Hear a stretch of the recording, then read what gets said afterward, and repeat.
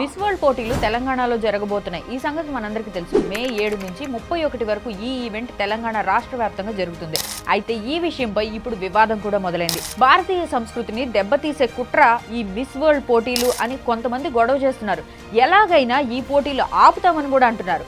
వాళ్ళకి ఒక సూటి ప్రశ్న. ఒకసారి చూడండి, ఈమెవరో తెలుసా? 2024 మిస్ వరల్డ్ క్రిస్టినా పిస్కోవా మార్చి 18న మన యాదాద్రిని దర్శించుకుంది. ఖచ్చితంగా ప్రతి ఒక్కరూ ఈ పుణ్యక్షేత్రాన్ని దర్శించుకుని తీరాలని పోస్ట్ కూడా చేసింది. ఇప్పుడు చెప్పండి, మన భారతీయ సంస్కృతి సాంప్రదాయం దీనివల్ల పాడైందా, లేక ప్రపంచ వేదికపై తలెత్తుకుని నిలబడుతుందా? ఆమె కట్టు బొట్టు చూసారా? ఇంకో విషయం, ఈ మిస్ వరల్డ్ పోటీలకు ప్రపంచవ్యాప్తంగా దాదాపుగా 120 దేశాలకు చెందిన అమ్మాయిలు తెలంగాణకు రానున్నారు. ఈ పోటీలో భాగంగా అనేక థీమ్స్ ఉంటాయి. వాటిల్లో ఒక థీమ్గా తెలంగాణ చేనేత వస్త్రాలు ఉండబోతున్నాయి. పోచంపల్లి, గద్వాల్, నారాయణపేట వంటి వస్త్రాలను ఈ సుందరీమణులు కట్టబోతున్నారు.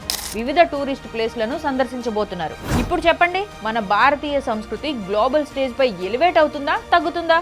మీ అభిప్రాయాన్ని కామెంట్ రూపంలో తెలియజేయండి.